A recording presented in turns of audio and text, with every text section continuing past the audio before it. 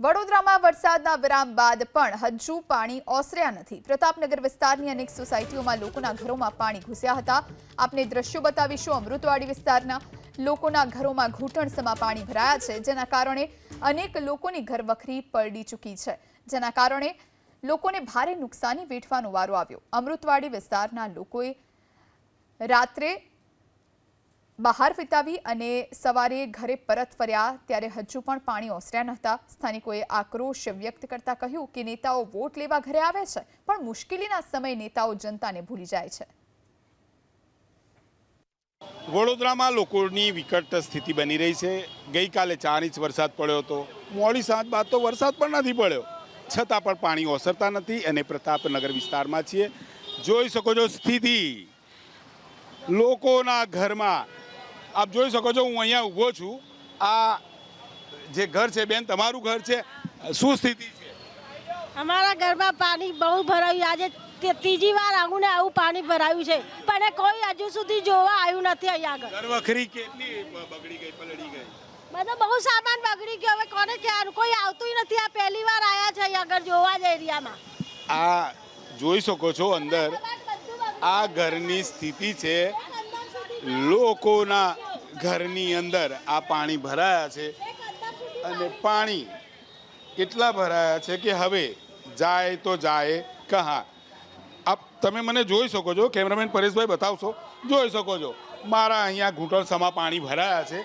ઘરની અંદર જે સ્થિતિ છે, આ ઘર વડોદરા કોર્પોરેશન જુએ, વડોદરાના મેયર જુએ, વડોદરાના મ્યુનિસિપલ કમિશનર જુએ, લોકોની શું સ્થિતિ થઈ રહી છે। લોકો કંટાળ્યા છે, કહી રહ્યા છે કે આ વખતે આ ત્રીજી વારની ઘટના છે કે લોકોના ઘરમાં પાણી ભરાયા છે। પ્રતાપપુરાનો આ વિસ્તાર છે અને લોકો એટલી હદે કંટાળ્યા છે કે જાય તો જાય કહાં જેવી સ્થિતિ છે। ત્યારે વડોદરા કોર્પોરેશન તંત્ર વિચારે કેમ પાણી ભરાવાની સમસ્યા થઈ રહી છે। વિશ્વામિત્રી પટની આસપાસ તો લોકોના ઘરમાં પાણી ભરાય છે, પરંતુ સાહેબ કેટલા વર્ષથી 70 વર્ષથી 70 વર્ષથી અહીંયા રહીએ છીએ। 5 વર્ષ પણ 4 વખત પાણી ભરાય, 4 વખત પાણી ભરાયા। લો બીજું ઘર જોઈ લો, બધાના મકાન જ જુઓ તમે। વડોદરા જે તંત્ર છે લોકોના। બેન શું કહેશો, ક્યારથી પાણી ભરાયું? अरे यहाँ तो 4 दिन से पानी भरा रहा है। 4 बार पानी भरा चुका। अठवरिया में तो 2 बार पानी भरा हुआ है अंदर। 4 વખત પાણી ભરાઈ ગયું છે, કોઈ જોવા નથી આવતું તેવું કહી રહ્યા છે।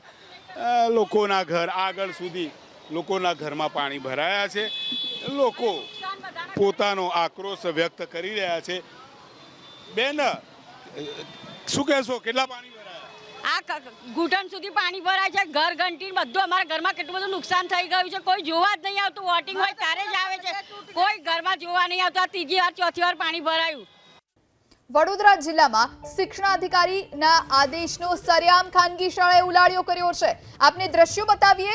આદેશના ઉલાળ્યાનો બોલતો પુરાવો સામે આવ્યો। પ્રતાપનગર વિસ્તારની આ છે ઝેનિથ સ્કૂલ। વડોદરામાં પૂરનું સંકટ ઊભું થતા જિલ્લા શિક્ષણાધિકારીએ શાળાઓમાં આજે રજા જાહેર કરી। જોકે ઝેનિથ સ્કૂલે શાળામાં અભ્યાસ કાર્ય ચાલુ રાખ્યું। આટલું જ નહીં, વિદ્યાર્થીઓને પણ બોલાવ્યા। ધોરણ 5 થી 12 સુધીના વિદ્યાર્થીઓને સવારે 7 થી બપોરે 12:30 વાગ્યા સુધી શાળાએ બોલાવવામાં આવ્યા છે। આશ્ચર્યની વાત તો એ છે કે શાળાના પ્રાંગણમાં તો હજુ પાણી ઓસર્યા નથી, તેમ છતાં શાળા સંચાલકોએ મનમાની કરી વિદ્યાર્થીઓને શાળાએ બોલાવ્યા। ત્યારે શિક્ષણ વિભાગ આવી શાળાઓ સામે કાર્યવાહી કરે તેવી માંગ ઉઠી છે। અને આજે તો ડીઓએ રજા જાહેર કરી છે, તોય આપણે તો ના ભણાવતા નથી બાળકો। આમાં જ એમની જાતે એમનું જે લેસન અધૂરું છે એ કરી રહ્યા છે। હા, શાળા બંધ તો બહાર એટલે નવું શિક્ષણ કાર્ય નથી ચાલુ કર્યું। એટલે અમારે જે પરિપત્ર અમને જે મેસેજ મળ્યો ગ્રુપમાં એ પ્રમાણે અમારે આવવું પડે, એટલે છોકરાઓને પણ બોલાયા છે। આચાર્ય તરફથી છે આ? હા હા, મેસેજ આવ્યો। મારું એવું કહેવું છે કે શાળાના 2 ગેટ છે અને બીજા ગેટ તરફથી બાળકો સહેલાઈથી સુરક્ષિત રીતે શાળામાં આવી શકે છે। અને અમે એમને જાણ કરી છે કે પ્રો મેટ્રિક અને પ્રી મેટ્રિકની જે સ્કોલરશિપનું કાર્ય બાકી છે એ કરવા માટે તમે શાળાએ આવી શકો છો। અને ગયા વખત અમે શાળા બંધ રાખી હતી તો ઘણા વાલી અહીંયા આવ્યા હતા અને એમણે એમ કીધું હતું કે ફક્ત તમારી જ શાળા બંધ રહે છે, બાકીની શાળાઓ ચાલુ રહે છે, તો તમે આટલી બધી રજાઓ કેમ પાડો છો? એટલે એ વાલીની બધી શું કહેવાય એમની ફરિયાદોને ધ્યાનમાં રાખી અને આ વખતે અમે ફરજિયાત નથી કીધું, પણ જે બાળકો આવી શકે શાળામાં આવી શકે છે. અમે સ્ટાફ અહીંયા હાજર છીએ કારણ કે અમારી આસપાસથી રહેવાસીઓમાંથી જે આવે છે ત્યાં ક્યાંય પાણી ભરાયેલ નથી.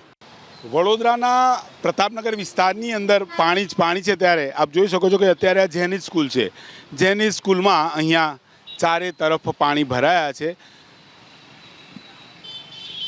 જે શાળા છે શાળાના પ્રાંગણમાં અહીંયા તમામ જગ્યાએ પાણી ભરાયા છે.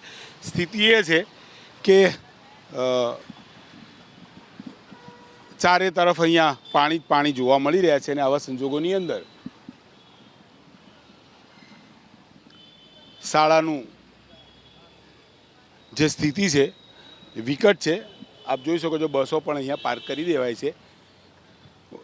પ્રતાપનગર વિસ્તારની અંદર અનેક સોસાયટીઓમાં પાણી ભરાયા, તો સાથે જે શાળાઓ છે આસપાસની કેટલીક શાળામાં પાણી ભરાયાની માહિતી છે. અને આ જેનિત સ્કૂલ છે અને જેનિત સ્કૂલની અંદર પાણી ભરાયા છે. અહીંયા વાત કરીએ દાદા, કેટલું પાણી ભરાઈ ગયું આ ગઈકાલથી? नहीं भाई यहीं से बस रोड भर गया था। कितना भरा हुआ था यहाँ पर? हम क्या बता दें, रोड भरा था और ये भरा था बस। भरा था। हाँ, तो आज स्कूल चालू है फिर? चालू है 5 से। तो बच्चे कहाँ से लिए गए? उस गेट से, उधर उस गेट पे नहीं है। उस गेट पे पानी नहीं? हाँ नहीं, तो स्कूल चालू है? चालू है, चालू रखा है ना? हाँ हाँ. यहाँ અહીંયા વાત કરીએ કે પરેશભાઈ આ બાજુ આવશો. હા, શું સ્કૂલ ચાલુ છે દાદા? 5મા ધોરણથી 12મા ધોરણવાળાને ચાલુ છે. 1 થી 4 ને રજા આપી છે અને કેજી વાળાને રજા આપી છે. હા, તો આ પાણી ભર્યું તો કઈથી પછી છોકરાઓ લીધા? પેલા કેન્ટીન વાળો ગેટ છે અમારો, આવો બીજો ગેટ છે પાછળ આ લાઈનમાં, એ ગેટથી અંદર લઈ લીધા છે. શું સ્કૂલનો ટાઈમ? સવારે 7 થી 12:30 નો. 5 થી 12 ચાલુ છે? 5 થી 12 ચાલુ છે.